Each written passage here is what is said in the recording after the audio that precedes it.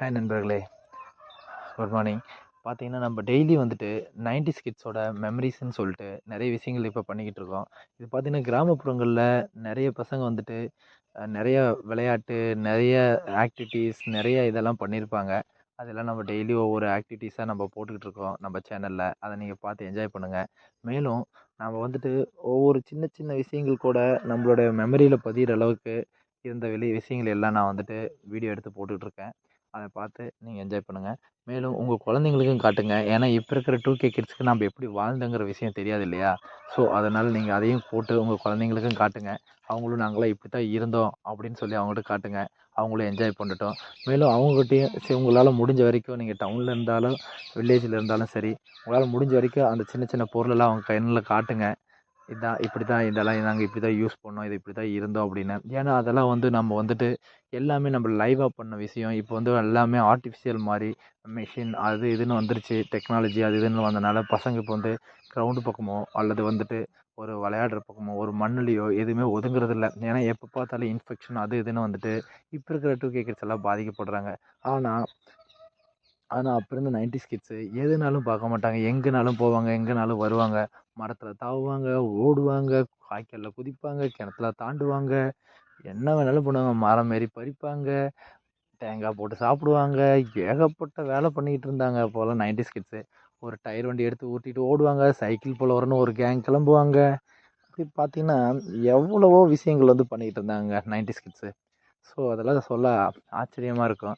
மேலும் படிக்கிற இடத்துலையும் சரி, படிக்கிற இடத்துல கேங்காக வந்து சேர்ந்து சூப்பராக எல்லா ஆக்டிவிட்டீஸும் பண்ணுவாங்க. அதேமாரி வாத்தியார் அடிச்சிருவாரோ அப்படின்னு சொல்லிட்டு நிறைய விஷயங்கள் நிறைய பேர் ஸ்கூலுக்கு வராமல் இருந்த காலமும் உண்டு. இப்போ அப்படி கிடையாதுங்க.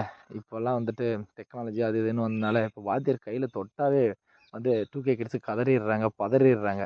ஐயோ! நான் வந்துட்டு போமாட்டேன் ஸ்கூல் அப்படி இப்படின்னு. ஆனால் அப்படியெல்லாம் கிடையாதுங்க.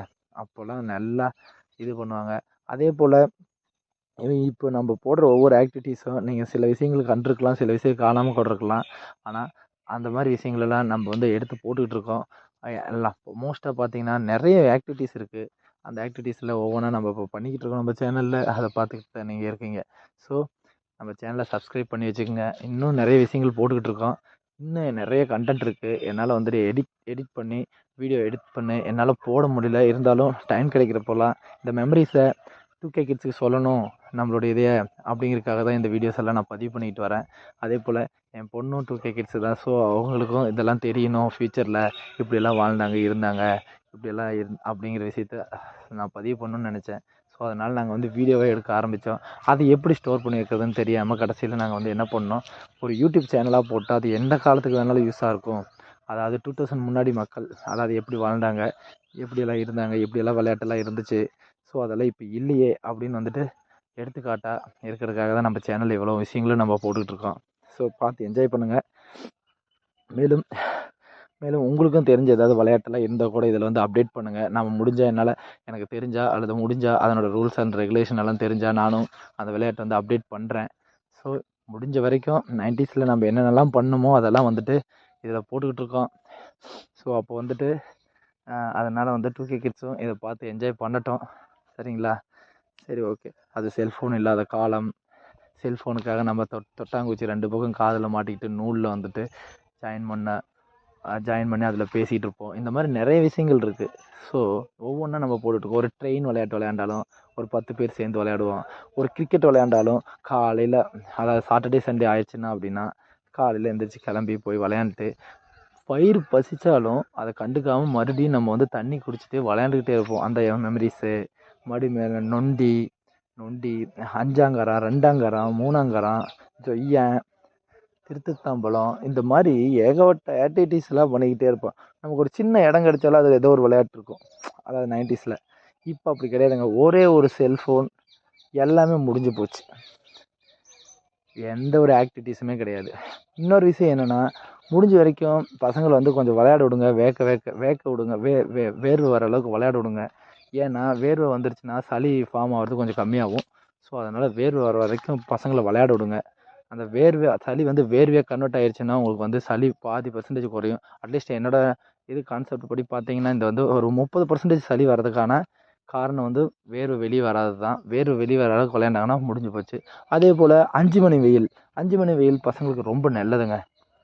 அதை நீங்கள் எப்படி எடுத்துக்கிட்டாலும் சரி, அந்த காலத்தில் 5 மணிக்கு பசங்கள்லாம் பார்த்தீங்கன்னா கிரிக்கெட் விளையாடுவாங்க, அல்லது ஏதோ ஒரு விளையாட்டு வெயிலில் விளையாடுவாங்க பார்த்தீங்கன்னா. ஸோ அந்த 5 மணி வெயில் வந்து பார்த்தீங்கன்னா அப்படி விளையாடுனால தான் 90s கிட்ஸ் இப்போ வரைக்கும் கொஞ்சம் திடமாக பாரு கெத்தாக கம்பீரமாக இருப்பாங்க. அதனால் அந்த 5 மணி வெயில் அவங்களுக்கு வந்து நிறைய நோய் எதிர்ப்பு சக்தியும் எல்லாத்தையும் கொடுத்துச்சு. அதனால தான் அதை வந்து 5 மணி வெயிலில் வந்து மாலை முழுவதும் விளையாட்டு அப்படின்னு சொல்லி நம்ம பாரதியார் பாடியிருப்பார். ஸோ அதனால் அந்த விஷயத்தில் பசங்களுக்கு ஆப்ஷன் கொடுங்க. 5 மணி வெயில் மேலே படுற மாதிரி பசங்களுக்கு ஆப்ஷன் கொடுங்க. சரிங்களா? அதே போல் இன்னும் நிறைய விஷயங்கள் இருக்குது, நம்ம பதிவு பண்ணலாம். ஸோ எனக்கு தெரிஞ்ச விஷயங்களெல்லாம் பதிவு பண்ணிக்கிட்டு இருக்கேன். நிறைய விஷயங்கள் எல்லாமே வின்சிகாஸ்ரீங்கிற பேரில் நம்ம சேனலில் எல்லாமே போட்டுக்கிட்டுருக்கோம். நீங்கள் வந்து வின்சிகாஸ்ரீ அப்படின்னு சொல்லி சர்ச் பண்ணிங்கன்னா உங்களுக்கு வந்து சில 90s கிட்ஸோட ஆக்டிவிட்டீஸ் எப்படியெல்லாம் இருந்தாங்கிற விஷயங்களெல்லாம் நம்ம ஒவ்வொன்றா பதிவு பண்ணுறது தெரியும். ஸோ பாருங்கள், என்ஜாய் பண்ணுங்கள். ஸோ இந்த வீடியோ உங்களுக்கு கேட்கும்போது உங்களோட மெமரிஸ் எல்லாம் ஏதாவது இருந்தால் ஞாபகம் வரும். கண்டிப்பாக நம்ம பண்ணுற ஒவ்வொரு ஆக்டிவிட்டீஸ்லையும் வந்தால் நீங்கள் இந்த சேனலை லைக் பண்ணுங்கள், ஷேர் பண்ணுங்கள், சப்ஸ்கிரைப் பண்ணுங்கள். தேங்க்யூ.